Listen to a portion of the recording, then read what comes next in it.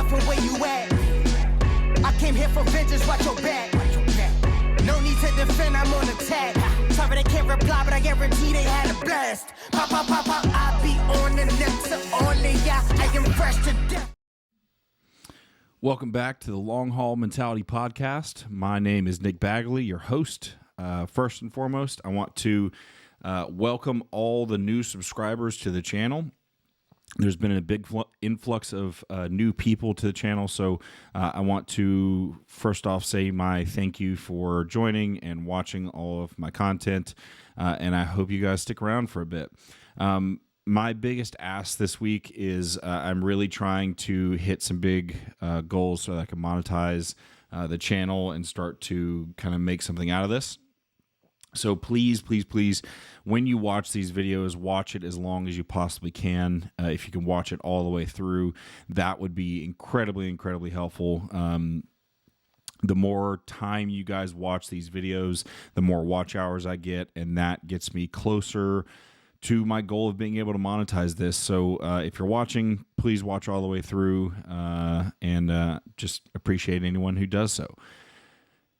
This week, on this solo podcast, I've talked about the coaching relationship in the past on the coach's side of things, of like what makes a good coach, when is it time to leave, those kinds of things. But now I want to focus on the client side of things. Coaching relationships are a two-sided relationship, right? There are two individuals who are coming together in order to reach a goal and do something together. So if it is a one-sided relationship where only one person is carrying the weight, then you are going to run into problems and probably not going to get the results that you really, really want out of this. So not only do we have to make sure that, first off, you have a good coach to begin with and what that criteria looks like, but you also need to understand that you have to be a good client. And what does that even mean to be a good client? Like, most of the time, I think for the most part, people believe they are good at what they're doing and that they're being effective for their coach. But I want to go through some big criterias on, from my perspective as a coach, that creates the characteristics of a good client. So we have to make sure that the relationship is cohesive and that both parties are doing their job effectively in order for us to get the result, right? So the number one thing that I know all of my clients have heard me talk about on a regular basis is you communicate. And you communicate effectively. And what I mean by that is that when you are communicating with your coach, you are focusing on the most important aspects of what is going on in your life with the program and the things that the coach really needs to know in order to continue to help you move forward, right? So you're going to focus on the things that really matter. Like this week, my stomach feels good, my recovery feels good, my sleep's not been so great. Whatever that looks like, focus on those details and give us examples of why things went well or why things went bad. If you have something you're like, oh, my sleep was off. If all you tell me is your sleep was off, well, now I have to ask another question. Well, why was your sleep was off? What was affecting it? What could have been a factor that could have played a role in you not sleeping as well? The more detail you can give, that gives us insight into why something may have gone well or why something may have gone poorly, now starts to help us get to the root cause of the problem, which is what you ultimately need from the coach to begin with and why you're communicating these things. If all you say is sleep was bad, I now have to follow up with the next question and try to get to the bottom of it. When, like, if you would kind of analyze these things ahead of time, we probably could have gotten there a lot faster versus it being this long, drawn-out process. The other thing, as far as that's concerned, is don't get caught up in word salad. And what I mean by word salad is like when you are going through something, like one of the prime examples I can give is relationship problems. A lot of times when I have, well, not a lot of times, but there have been many times where I have dealt with somebody who is in a relationship, things start to go poorly, and then the individual, when they let me know, like, hey, I'm a little bit stressed because of my relationship, we're dealing with some problems, starts to now turn that into a therapy session where they start to unload all of the trauma that is occurring in that relationship. and treating it as a therapy session to go, well, I got to get this off my chest and tell you all these things. And this person did this to me and this person did that. And it caused this, that, and the other. Like, I care about my clients, and obviously I want them to be in a positive headspace, and I don't want to see them dealing with poor relationship problems. But at the same time, I'm also not a therapist. So this is not a time for you to try and trauma dump on me. So that goes into the next portion of this communication thing is don't treat your coach as a therapist. Again, we need to know what's happening. Like, you need to tell me, like, hey, I've got some stress because of my relationship, but I don't need you to give me a bunch of ins and outs of like all the things that this individual did wrong that has now caused you to be in a poor mindset, right? So just focus on like, hey, this week not been so great. I'm a little mentally messed up because of my relationship. I'm going to handle it and move forward. And then take that session like where you need to go, like, everyone needs to talk through problems when they're having something going on. I'm sure you have somebody you can go and speak with, a best friend, a family member, whatever that looks like. Find someone that you can go and have that hash out session with so you can kind of talk through these problems, because us as humans, like, in order for us to process stuff, we typically have to talk through these things. So find that individual you can lean on. If you don't have an individual you can lean on, it's probably a good idea to go seek out a therapist, right? So don't treat your coach as a therapist, because that's not where they're there for. Just give them the bare bones of like, hey, I'm dealing with this and it's causing some stress. The next is don't bombard your coach with messages, right? Like, when you need something changed, I don't need you to send me like a long, massive paragraph about all these details of why it needs to be changed. And I think we should do this, and I think we should do that. Or don't be the person who sends like 8-9 different messages all focused on the same topic, just back to back to back to back to back. Like, it just gets to be way too much. Again, like, save that stuff for your friends, save that stuff for your girlfriend, save that for your family members, whatever. Like, I don't need 19 messages all coming in my phone when I'm trying to deal with whatever else it is that I'm dealing with at that time. Just get to the bare bones of the thing and cut out all the extra fat. So when I say it, like, communication is the number one thing, a lot of the topics I'm going to cover are going to be around how to effectively communicate with your coach. And the biggest thing is like, trim the fat. So maybe you need to go and write out a long paragraph in your notes or your text or whatever, but then go through and trim out the things that aren't necessary. So maybe in order for you to get to those most important things, you need to get all of those thoughts out at once.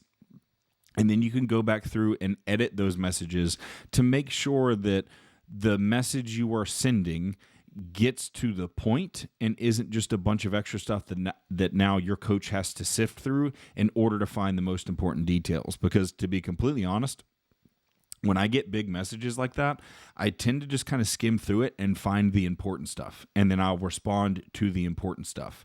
All of the extra stuff I'm not going to respond to, because we don't need to get caught up in this back and forth loop of like, oh, well, now I have to respond to all this extra stuff this individual's dealing with. So like, you don't need to just keep sending message after message or some super long book of a message in order to get a point across. Just like, get directly to the point. Like, the more direct we can be from coach to athlete and athlete to coach, the better we can communicate and get to a solution that is going to ultimately help you move forward, whatever that might be.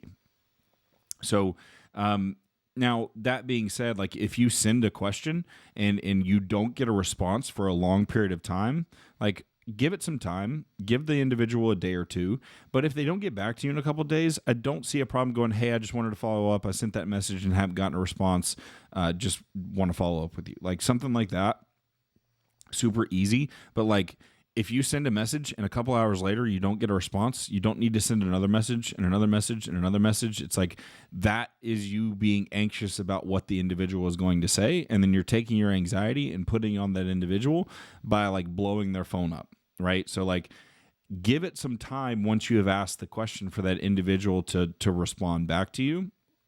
And if they don't get back to you in a specific amount of time, either one, it's not something they're going to deal with. And like, there are a lot of coaches who, like, if you send them stuff that doesn't have anything to do with the coaching, they might not respond.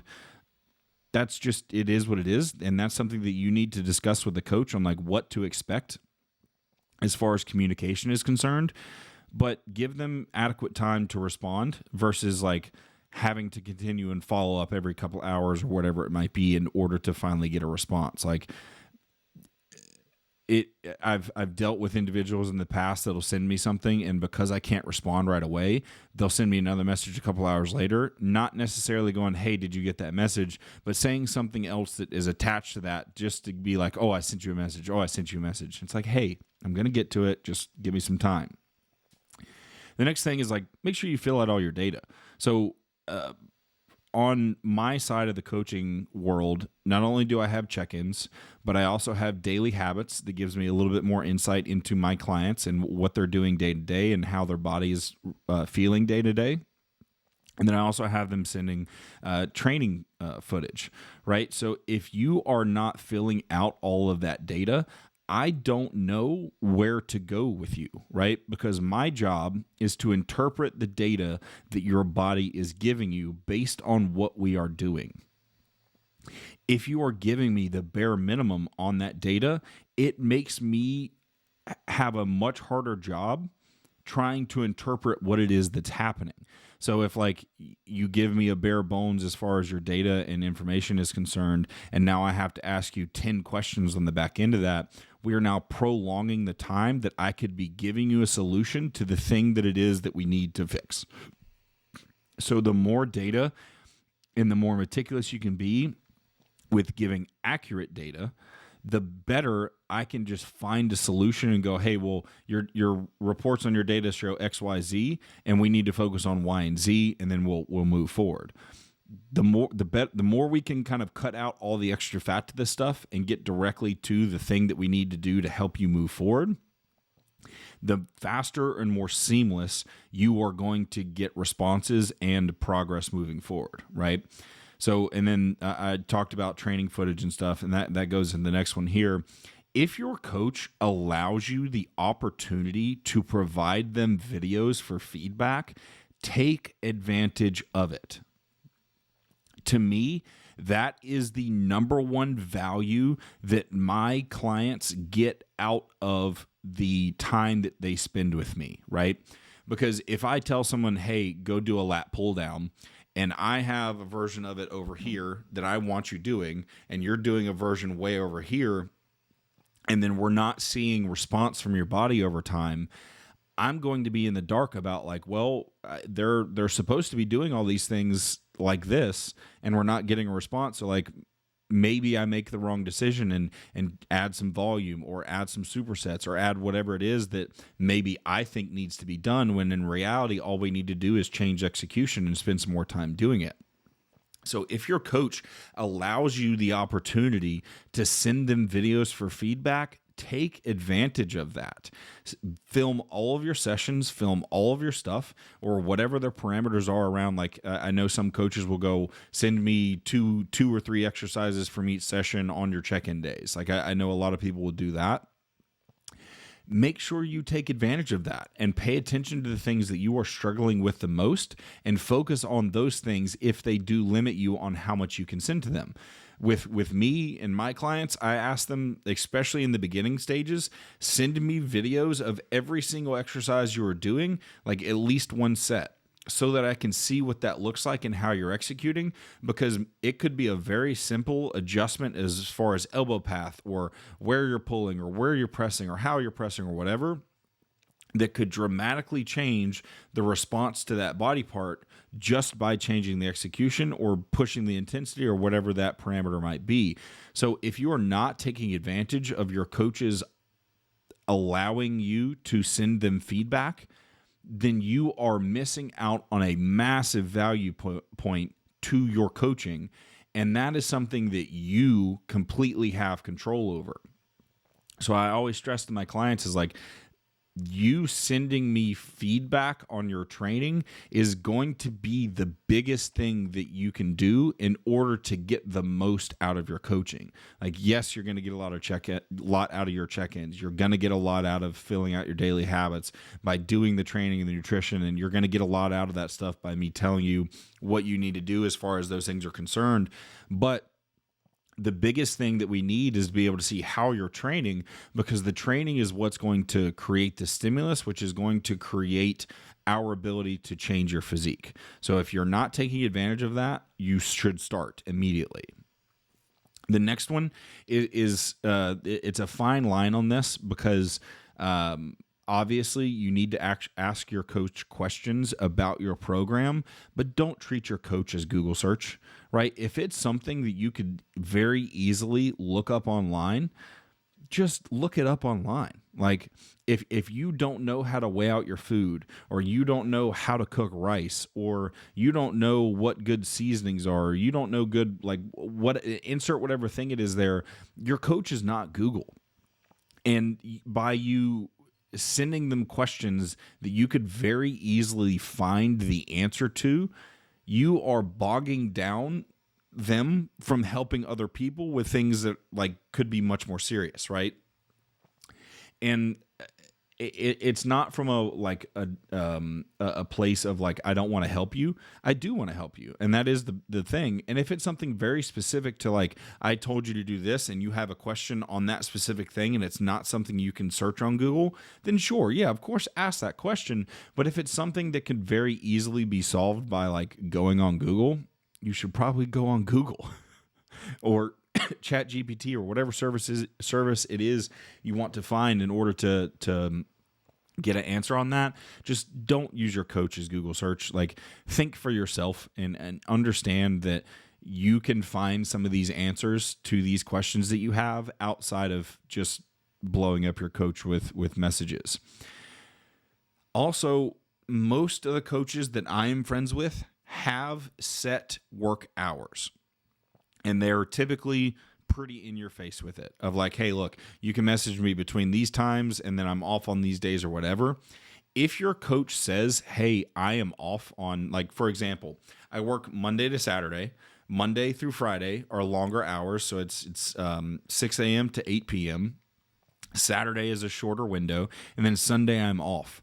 If you have something super important that, like, really needs to be answered, then sure, send that message over on Sunday. But understand that if it's not something that I deem as important, I might not respond. And then don't, again, going back to what I said earlier with blowing up your coach, if you send them something on a day off or outside of their time frame of when they work, don't expect a response, right?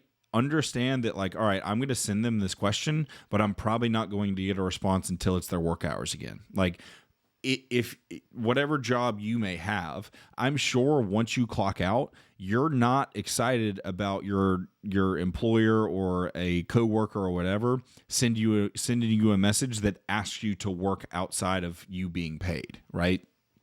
And as someone who provides a service for a living, it is very important that we keep strict with these work hours, because if I just allow you access 24/7, 365, I'm always responding immediately, I'm going to burn out very, very quickly. And I'm not going to be able to give every single person on my roster the type of focus and attention that they need, because I have not allowed myself the time to step back and not be a coach and just be Nick, and just allow myself space away from the thing that is that I do for a living. Like, I don't know anyone that wants to do one thing 24 hours a day, 7 days a week, 365 days a year without losing some interest in it at some point. Like, most people, even if it's a hobby you absolutely love, there are days where you're gonna be like, nah, I don't feel like doing that today. I just need a day to chill on it, and then I'll come back around to it. That goes with work as well. So understand that, like, you need to appreciate and be understanding that your coach has specific hours for a reason, right? This one should go without saying, but unfortunately it does need to be said. Make sure you're putting in the work in order to get a response. There have been a large percentage of individuals who seem to believe that just because they sent a coach money and a coach sent them a program, that stuff's just supposed to happen, right? That's not how this works. You can't just pay for a program and hope that and expect that you're going to get progress. You have to know that if you are not putting in the effort to eat your meals, make them on a regular basis, train really hard in the gym, fill out all your data, all those different things, you have to understand that you are not going to get the most out of your program as you possibly could as the individual who is checking every single box they possibly can. The person who is putting the most effort possible into every aspect of their plan is going to be the person that makes way more progress than anyone else, right? And if you aren't making progress while putting in the effort, I now have a much better understanding of the things that I need to adjust in order to make sure that you continue moving forward. So show up, put in the effort, and don't just go through the motions. Make sure you are putting in hard, strong effort in order to make a response happen so that your coach can go and change things if they need to be adjusted, right? Then another big one here is don't make up scenarios to justify a problem, right? And that comes with like leaving out data on a check-in of like you had a cheat meal the day before a check-in and then that's why we got a weird response in body weight or look or whatever. Don't hide that stuff. Don't like if you need to leave a coach, don't give them some fake ass thing of like, oh, I just need time away and like it is what it is, and then go block them and then find another coach and then just do stuff and be like, oh, fuck that guy. Like that doesn't help anyone here. It doesn't help us get better if you are hiding and faking things. You need to be 100% upfront with everything that is happening, because if you are falsifying data, meaning you're not telling me everything you possibly can, I don't have everything that I need in order to get you the next thing we need to change. Like if you're changing your own diet or removing food and cheating too often or whatever, I'm going to see things in a different light going, cool, well, this person says they're doing everything completely fine, so why would I need to change anything? Well, I just lost that light. All right, fix that. But yeah, if you are giving the wrong data based on what you are doing, I am not going to be able to give you the right response back. So again, we are the interpreters of your body's language. And if you are telling us something that is completely false, it's not going to help you. You are only shooting yourself in the foot and messing up the progress that you could be making by telling white lies and not giving the full picture to the coach. Like, as coaches, we know that you are human. We understand that you are going to mess things up. We understand that you are going to struggle with certain things, especially during certain periods of life. So we are fully aware that you're not going to be perfect all the time. So don't act like you're perfect all the time. Let us know when things are not going well for you and why, so that we can come to a conclusion together that is going to help you out the most, right? And then this last one, I think, is a very important one that a lot of people are really scared to do. It's providing feedback on the coaching, even if it's negative. I, as a coach, have benefited more by somebody highlighting something negative about my coaching far more than somebody messaging me and going, oh, you're amazing. You've done such a great job. I appreciate X, Y, and Z. I love those messages. Those messages are what gives me the drive to go forward.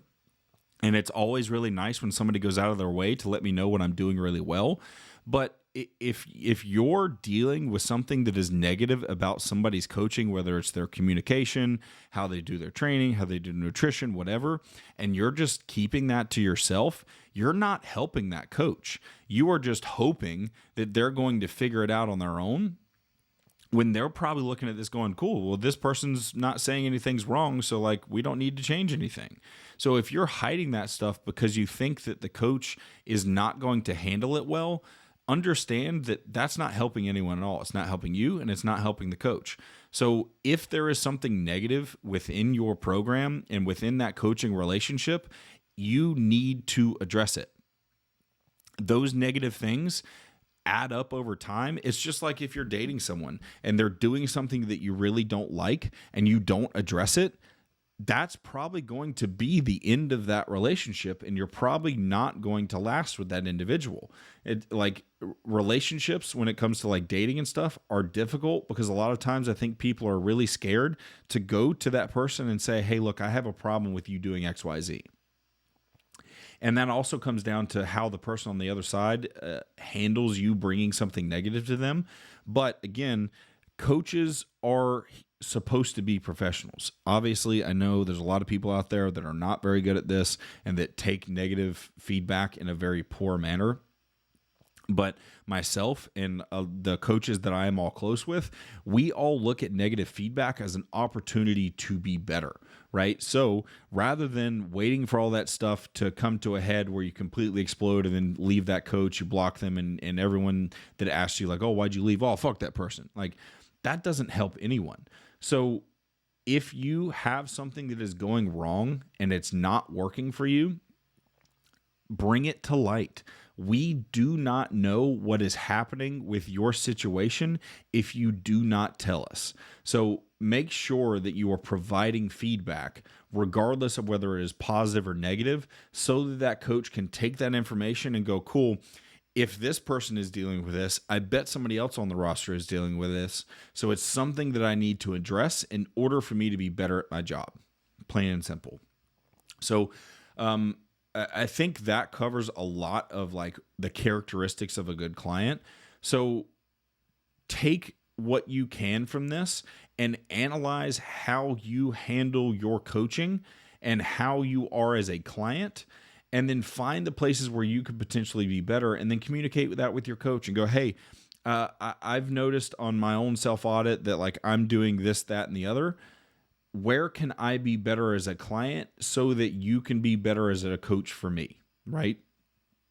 The more you can do those things, the more that relationship with that coach is going to go from maybe a decently good situation to a very, very good situation. You have to be willing to be completely open and honest in order to get the most out of your coaching experience. So I appreciate you guys. Hopefully everyone who clicked on this watched it all the way through, because again, it helps me out a lot. So I appreciate everyone who made it to the end here.